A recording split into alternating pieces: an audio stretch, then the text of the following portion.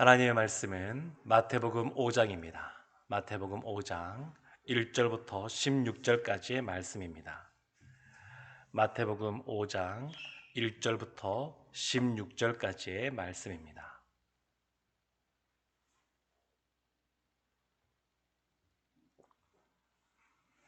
마태복음 5장 1절부터 16절까지의 말씀을 저와 여러분이 한 절씩 교독하겠습니다.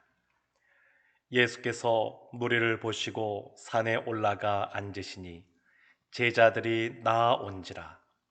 입을 열어 가르쳐 이르시되 심령이 가난한 자는 복이 있나니 천국이 그들의 것이며 애통하는 자는 복이 있나니 그들이 위로를 받을 것이며 온유한 자는 복이 있나니 그들이 땅을 기업으로 받을 것이며 의에 줄이고 목마른 자는 복이 있나니 그들이 배부를 것이며 긍휼히 여기는 자는 복이 있나니 그들이 긍휼히 여김을 받을 것이며 마음이 정결한 자는 복이 있나니 그들이 하나님을 볼 것이며 화평하게 하는 자는 복이 있나니 그들이 하나님의 아들이라 일컬음을 받을 것이며 의를 위하여 박해를 받은 자는 복이 있나니 천국이 그들의 것임이라.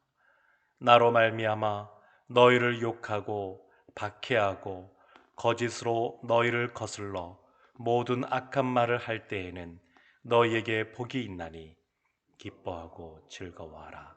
하늘에서 너희의 상이 큼이라. 너희 전에 있던 선지자들도 이같이 박해하였느니라. 너희는 세상의 소금이니 소금이 만일 그 맛을 잃으면 무엇으로 짜게 하리요? 후에는 아무 쓸데 없어 다만 밖에 버려져 사람에게 밟힐 뿐이니라. 너희는 세상의 빛이라. 산 위에 있는 동네가 숨겨지지 못할 것이요 사람이 등불을 켜서 말 아래에 두지 아니하고 등경 위에 두나니 이러므로 집 안 모든 사람에게 빛이 느니라. 이같이 너희 빛이 사람 앞에 비치게 하여 그들로 너희 착한 행실을 보고 하늘에 계신 너희 아버지께 영광을 돌리게 하라. 아멘.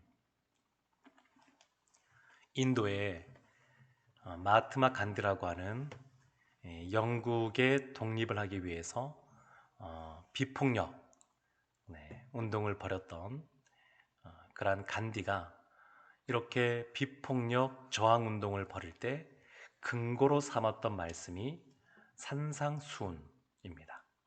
예수님이 산에서 설교하신 내용입니다. 마태복음 5장 오늘 본문부터 시작하여서 마태복음 7장까지 예수님의 산상수훈에 대한 그러한 말씀이 기록이 되어져 있습니다. 근데 이 산상수훈 그러면 왠지 우리들의 마음속에 이 말씀대로 살아갈 수 있을까 이런 생각이 들 때가 있습니다. 산상수훈에 나오는 내용들 중에 오른뺨을 맞으면 왼뺨도 대고 그리고 속옷을 달라 그러면 겉옷까지 주고 그리고 억지로 오리까지 가자 그러면 심리까지 가지고 뭐 이런 말씀들이 참 많이 나오기 때문에 우리가 이 세상을 살아가면서 이 말씀대로 살아갈 수 있을까 그런 생각을 하기도 합니다. 이 세상이 특히 작년부터 시작하여서 참으로 우리 개인적인 삶에도 그리고 이 사회적인 면에 있어서도 또 교회적인 면에 있어서도 여러 가지 면에서 위기의 시대다. 팬데믹으로 말미암아 그렇게 말하곤 합니다. 근데 특히 이 교회와 관련하여서 신앙 공동체와 관련하여서 지난 2000년의 역사 속에 참 여러 번 위기들이 있었습니다. 교회가 이 세상의 상황 속에 어려움 가운데 놓여지는 상황들이 있었습니다. 근데 그럴 때마다 교회가 그것을 극복해내고 그리고 지금까지 전 세계에 교회가 세워지고 하나님 나라가 확장될 수 있었던 거기에는 무엇이 있었냐면 어려움이 있을 때마다 본질로 돌아가는 것이었습니다. 다른 식으로 표현하게 되면 성경 말씀은 그 말씀의 중심이 누구에게냐면 예수 그리스도에게 있고, 그렇게 교회가 어려울 때마다 예수님에게 초점을 맞추었습니다. 예수님이 어떤 삶을 사셨는가? 예수님이 어떤 말씀을 하셨는가? 거기에 초점을 맞추는 겁니다. 유대인들도 보게 되면 예수님 당시에 참 하나님 말씀대로 살겠다라고 했지만 예수님으로부터 참 많은 지적들을 받았었습니다. 그들이 왜 그렇게 됐냐면 애초에 처음 출발은 그들이 갖고 있는 여러 가지 전통이나 또 여러 가지 관습이나 이런 것들은 하나님을 더 잘 섬기기 위해서 이렇게 하자라고 출발을 했는데, 시간이 지나가면서 그것이 퇴색되어지게 되고 왜곡되어지게 되고, 그러면서 어느 순간 하나님의 영광을 위하여 이걸 해야지 했던 것은 사라지고 그것 자체만 남아있는 겁니다. 그러니까 교회 공동체가 위기가 될 때마다 예수 그리스도께 돌아간다, 성경으로 돌아간다 라고 하는 것은 하나님께서 진정 원하시고 바라시는, 예수님이 말씀하신 거기에로 더 집중하고 회복한다, 그런 의미입니다. 중세시대 때 버나드라고 하는 그러한 신학자가 있었습니다. 근데 이분이 사람을 두 부류로 구분했습니다. 중세시대 때는 명목상 누구라도 다 그리스도인이었으니까, 최소한 다 그리스도인이었으니까 딱 두 부류로 구분하는데, 첫 번째는 우나 같은 사람이고 두 번째는 저수지 같은 사람이 있다, 이렇게 말을 했습니다. 우나는 어떤 거냐면 이 강이나 바다를 육지가 그 안에 가로막혀 있을 때 그것을 인공수로처럼 이렇게 뚫어 가지고 연결시켜 놓아서 물도 지나가게 하고 배도 다닐 수 있게 이렇게 만드는 것이 운하인데, 운하 같은 사람은 어떤 사람이냐면 하나님이 주신 은혜가 있고 그러면 그것이 조금 발목까지 차고 했을 때 바로 다 흘려보내는 사람입니다. 무엇인가 오늘 이 산상순 시작이 되는데, 이 산상순에 나오는 말씀들을 보면서 이렇게 주장하시는 분들이 있습니다. 이 말씀은 사회 정의를 구현하고, 그리고 이 사회 가운데 그리스도의 사랑을 드러내는 것이 중요하다, 이 본문의 말씀을 통하여서. 어떤 면에서는 맞지만 어떤 면에서는 그 설명이 부족합니다. 그러니까 이 우나 같은 사람은 어떤 사람이냐면 우리에게 무엇인가 해야 될 것이 있다, 그러면 그냥 적극적으로 능동적으로 그것을 먼저 하는 겁니다. 하는 겁니다. 저수지 같은 사람은 어떤 사람이냐면, 우나 같은 경우에는 물이 좀 차면 자연스럽게 흘러가는 거니까, 계속해서 흘러가는 거니까 그런 것이고, 저수지는 계속 물을 담고 있습니다. 그 저수지가 밖으로 나오려면 그 저수지에 물이 가득 차서 흘러 넘쳐야만 됩니다. 이런 분들이 있습니다. 하나님 앞에서 늘 어떤 것이 있을 때에 우리에게 차곡차곡 발목까지, 무릎, 허리, 가슴까지 찰 때까지 그냥 늘 주님 앞에 머물러 있는 겁니다. 그의 마음의 중심이 하나님께 늘 머물러 있습니다. 어떤 면에서는 수동적이라고 볼 수 있죠. 적극적이고 능동적인 그러한 삶이 아니라 신앙생활하면서 수동적으로 한다고 볼 수 있습니다. 그런데 그와 같은 삶을 살 때 결국 하나님께서 그 영혼을 이끌고 하나님이 원하시는 곳에서 원하시는 사역들을 하는 것을 볼 수 있습니다. 교회사적으로 큰 그러한 하나님 나라의 역사를 이룬 사람들, 그것을 경험한 사람들은 다 저수지 같은 사람들이었습니다. 우나 같은 사람들이 아니라 조금 나에게 은혜가 뭐가 찼다고, 나에게 조금 뭔가 내가 좀 아는 것이 있다고 해서 계속 뭐 흘려보내고 뭔가 활동하기보다 먼저 하나님께 머물러 있고, 그리고 잠잠히 기다리고 하나님께서 채워주실 때까지 기다리다가 흘려보내는 것, 이런 사람들을 통하여 역사가 나타났습니다. 이 코로나 시대 때문에 우리 교회적으로도 우리 성도님들 개인적으로도 무엇인가 많은 활동을 하기가 어려운 그러한 시기입니다. 그래서 어떤 면에서는 하나님 앞에 우리의 비어져 있는 이러한 영혼이 채워질 수 있는, 우리의 공동체도 하나님의 은혜 가운데 채워질 수 있는, 우리의 가정도 그렇게 채워질 수 있는 아주 좋은 그러한 시기가 될 수도 있습니다. 산상수훈은 마치 우리로 하여금 우나 같은 사람이 아니라 이와 같이 저수지 같은 사람이 되어야 된다라고 하는 것을 말씀하고 있습니다. 산상수훈이 마태복음 5장부터 7장까지 있게 되는데, 그 처음 시작을 딱 여는 것이 뭐냐면 우리도 잘 아는 팔복에 대한 내용입니다. 심령이 가난한 자는 복이 있나니 부터 시작하여서 이 8가지 복, 이 팔복에 대한 내용이 산상수훈의 그 문을 여는 그러한 역할을 감당합니다. 그래서 1절 말씀 보게 되면 산상수훈을 예수님께서 누구에게, 어떤 대상에게 말씀하시는지를 설명합니다. 1절에 예수께서 무리를 보시고 산에 올라가 앉으시니 제자들이 나아온지라. 무리들이 있고 제자들이 있습니다.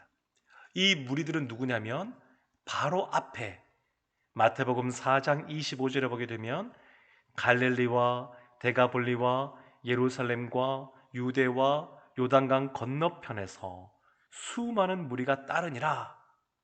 예수님이 누구든지 오는 사람에게 병을 고쳐주시니까, 또 예수님이 놀라운 말씀을 가르치시니까 사람들이 각지에서 모여들었습니다. 여기 말씀 보게 되면 이 사마리아 지역, 거기 표현 빼고 갈릴리, 예루살렘, 유대, 이 유대인들이 사는 지역이고요. 데가볼리, 여기는 요단강 건너편에 또 그 위쪽에 있는 지역인데 이방인들과 유대인들이 섞여 살던 그런 곳입니다. 그러니까 유대인들이 있던 그곳에서 많은 사람들이 예수님께 나와왔습니다. 그리고 또한 예수님이 찾아가서 바다에서 고기 잡던 그 어부들, 그들을 불렀던 사람들, 그 제자들도 있습니다. 복음서는 늘 보게 되면 예수님 주변에 늘 제자들이 늘 있었습니다. 항상 있었습니다. 늘 있었고, 그리고 또 그 주변에 무리들이 있었는데 차이는 있습니다. 무리들은 예수님이 고쳐주시니까, 예수님이 먹여주시니까, 입혀주시니까 그런 것들을 경험하면서 많이 모여들었고, 그리고 이들은 나중에 예수님이 십자가를 칠 때 또 이 중에 많은 사람들이 예수님을 떠나는 그런 안타까운 모습도 나타났었던 사람들입니다. 그런데 이들이 적어도 어떤 사람들이냐면, 그래도 그들의 마음에 우리가 이대로 살면 안 되겠구나, 뭔가 변화가 필요하구나, 그리고 이전의 모습이 아니라 새로운 무엇인가에 대한 갈망하는 사람들은 분명합니다. 이 무리들이 무엇인가 새로운 것을 갈망하는 사람들이었습니다. 제자들은 그보다는 훨씬 헌신된 사람들입니다. 배도 버려두고 그물도 버려두고 예수 앞에 나온 사람들, 예수님이 이렇게 헌신된 그리스도인들에게, 그리고 아직은 초신자 같은 사람들에게 이와 같은 말씀을 하시는 겁니다. 그러니까 산상수훈의 말씀을 우리가 늘 부담스럽게 생각할 것은 아니고, 우리가 지키지 못할 말씀을 하나님이 하시는 것이 아닙니다. 여기에 기록된 팔복뿐만 아니라 뒤에 나오는 산상수훈의 모든 말씀들은 신자인 우리가 살아갈 수 있는 말씀들이고, 또 살아내야 되는 그런 말씀입니다. 말씀대로 살아가는, 말씀대로 살아내는 그러한 말씀이라고 할 수 있습니다. 그래서 그 처음 시작이 뭐냐면 심령이 가난한 자는 복이 있나니 천국이 그들의 것이며. 심령이 가난한 자, 심령이 가난한 자. 누가복음에는 그냥 가난한 자 이렇게 나옵니다. 마음이 가난하고 또 실제로 가난한 자에게 복이 있다, 이렇게 말씀하고 계십니다. 세상적인 그러한 눈을 가지고 바라보게 되면 그것이 뭐 복이냐 이럴 수가 있습니다. 유대인들도 어떤 사람이 복이 있는 사람이냐, 물질에 복이 있는 사람, 자녀에 복이 있는 사람, 또한 세상적으로도 인정받는 사람, 그리고 경건한 삶을 살아가는 사람, 이런 사람들이 복이 있다라고 유대인들은 전통적으로 생각해 왔습니다. 그 틀린 것은 아니죠. 맞는 겁니다. 그렇지만 그것만 복이 아니라 이 땅의 기름진 복만 복이 아니라 하나님이 주시는 신령한 복도 더 큰 복인 것을 예수님께서 말씀하고 계시는 겁니다. 심령이 가난하다. 심령이 가난하다. 그 영혼이 갈급해 있다는 것이거든요. 겸손하다고 말하는 겁니다.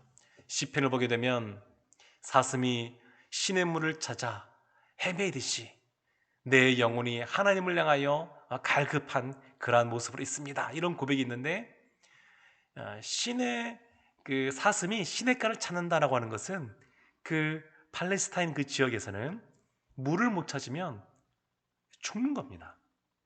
그러니까 사슴이 신의 물을 찾는다고 하는 것은 이 지금 당장 물을 못 먹으면 이 사슴이 죽게 되니까 본인이 죽게 되니까 아주 갈급하게 찾는 겁니다. 갈급하게. 우리의 심령이 그와 같아야 된다는 겁니다. 갈급해야 된다고 하는 거.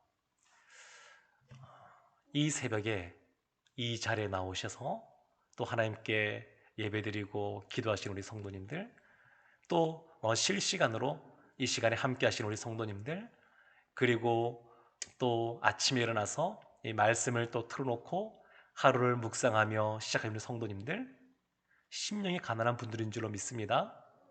심령이 가난해야 됩니다. 그런데 그런 분 있지 않습니까? 목사님, 저는 일주일을 기도하지 않아도 마음이 평안합니다. 일주일에 주일날 한 번만 딱 와서 예배 드려도 마음에 별로 어려움이 없습니다. 이런 분이 있을 수 있습니다.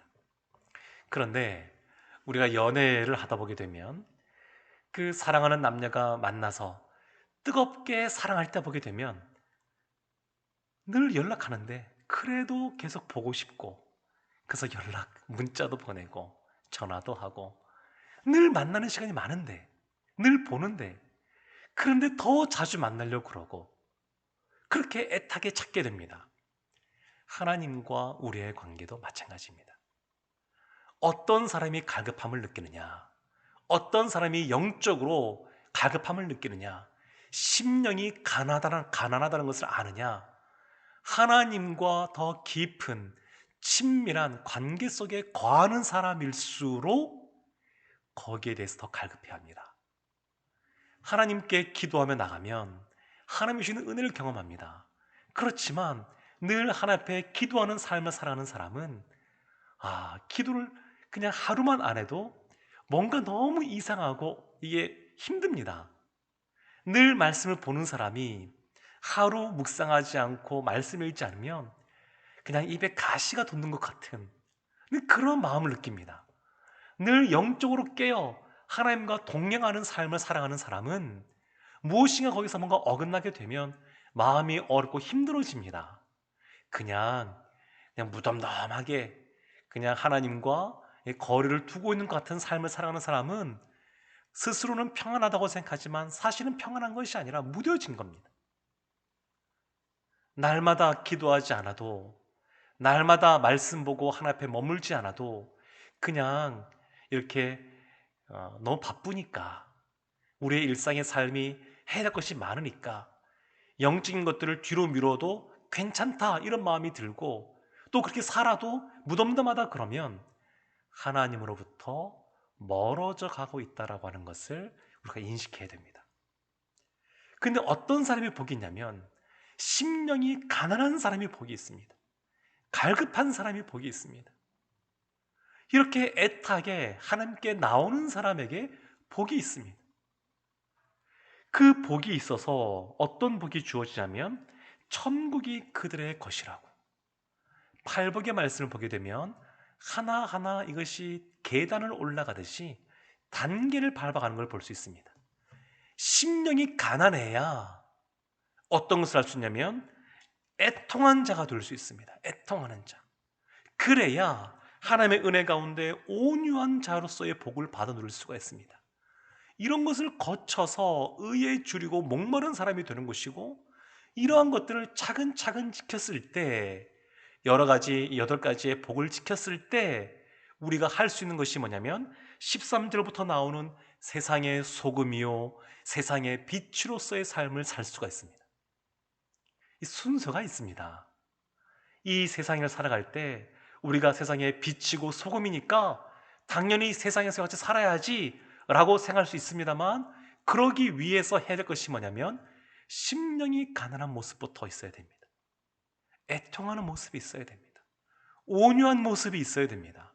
이러한 8가지의 복에 대한 해당되는 내용을 우리가 감당하고 우리의 성품이 여기에 맞춰져서 변화되어지고 성숙되어지고, 그래야 이 세상에서 소금과 빛의 역할을 감당할 수 있고, 뒤에 나오는 산상수훈에서 말씀하시는 예수의 말씀대로 살아갈 수가 있습니다.